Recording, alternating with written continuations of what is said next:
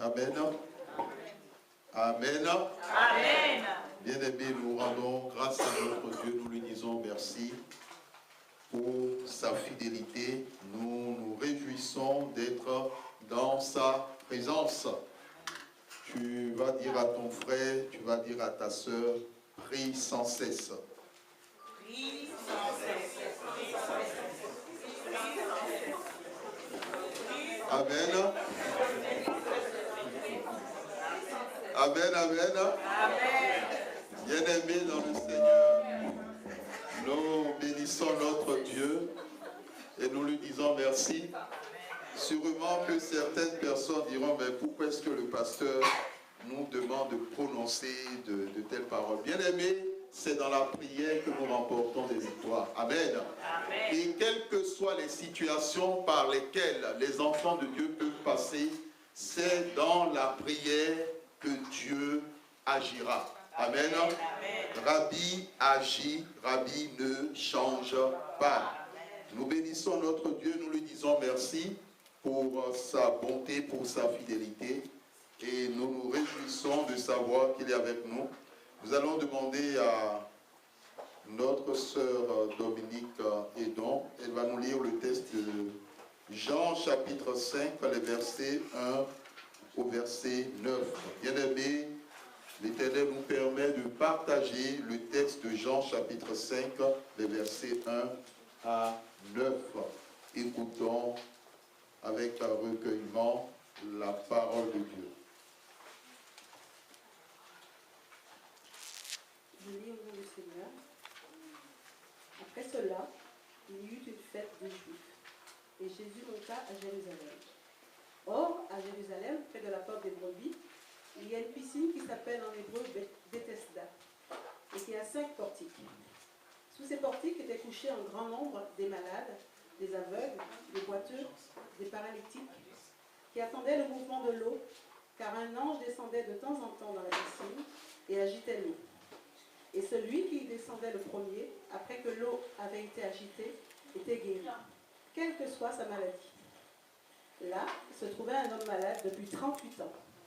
Jésus l'ayant vu coucher, et sachant qu'il était déjà malade depuis longtemps, lui dit, « Veux-tu être guéri ?»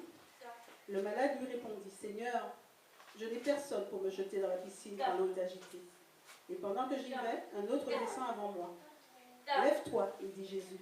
Prends ton lit et marche. » Aussitôt, cet homme fut guéri, et il prit son lit et marcha. Amen. Amen. Bien-aimés dans le Seigneur, la grâce que nous avons aujourd'hui en tant qu'enfants de Dieu, c'est celui du consolateur. Le Seigneur Jésus nous a dit qu'il ne nous laissera pas orphelins, mais il priera le Père afin qu'il nous envoie un consolateur. Amen. Quelquefois, lorsque nous passons par des moments difficiles, nous avons besoin de quelqu'un pour nous consoler. Certaines personnes peuvent se rappeler lorsqu'ils étaient encore soit enfants, peut-être avant l'âge de 10 ans, peut-être d'autres après 10 ans, et face à des situations où ils ont versé des larmes, ou bien face à des situations où ils étaient démunis, ils attendaient que soit leur père ou leur mère leur dise, bon, ça va, c'est bon mon enfant, ou bien ne pleure plus. Amen.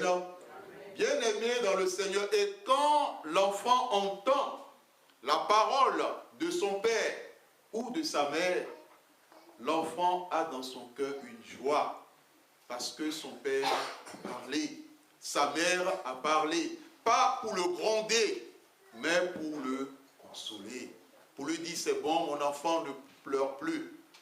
Amen. Bien-aimé dans le Seigneur, la grâce du consolateur, le Saint-Esprit, est une évidence, cela est une vérité. On ne peut pas avoir en soi un consolateur et être dans les plaintes. On ne peut pas avoir en soi un consolateur et continuer à pleurer par rapport à certaines situations, même si ces situations durent depuis des années. Dans le texte que nous venons de lire, que nous venons d'entendre plus précisément, c'est un texte qui s'inscrit dans le cadre de la fête des Juifs. Jean ne précise pas de quelle fête il s'agit. Le texte s'inscrit dans l'évangélisation, parce que la rencontre entre Jésus et la femme samaritaine au verset 4 précède le texte de Jean 5, 1 à 9. Jésus monte à Jérusalem dans le cadre d'une fête. Mais la véritable raison de la présence de Jésus à Jérusalem, ce n'était pas la fête. Amen. Amen. Il y a de ces enfants de Dieu, de certains enfants de Dieu, quand vous les invitez, ils vous diront, est-ce qu'il y a à boire et à manger? Mais d'autres enfants, quand ils y viennent, ils savent que s'ils y vont, soit c'est pour honorer de leur présence, et d'autres, ils savent que s'ils y vont, c'est pour aussi prier. Amen. Bien-aimés, les intentions divergent. Mais dans ce texte, la Bible nous dit qu'à Jérusalem, précisément dans un endroit X, il y a une personne qui était paralytique et qui souffrait d'une maladie. Et ce mal, il le traînait depuis des années. Bien-aimés dans le Seigneur, la Bible nous dit que les gens se sont rassemblés à un endroit précis. Si Dieu te permet d'être là cet après-midi, tu dois comprendre que tu n'es pas là premièrement pour l'homme, mais tu es là pour le rencontrer. Tu es là pour recevoir quelque chose de sa part. Lorsque nous partons de nos maisons ou de nos domiciles, nous savons que nous voulons rencontrer le roi des rois. Nous voulons rencontrer le Seigneur des seigneurs. Parce que dans la présence de Dieu, il y a tout. Dans la présence de Dieu, il y a la guérison. Dans la présence de Dieu, il y a la gloire. Dans la présence de Dieu, il y a l'élévation. Dans la présence de Dieu, il y a la guérison. Dans la présence de Dieu, il y a tout ce qu'un être humain peut vouloir comme bien-être. On le verra dans le texte. La présence de Jésus a suffi pour que quelque chose se passe dans la vie de cet homme. Jésus était physique. Il est vrai qu'aujourd'hui, on ne le voit pas physiquement, mais il nous a dit qu'il sera avec nous tous les jours jusqu'à la fin du monde. La merveilleuse chose ou le cadeau de Dieu, c'est que nous avons une puissance que Dieu a déposée en nous, le Saint-Esprit.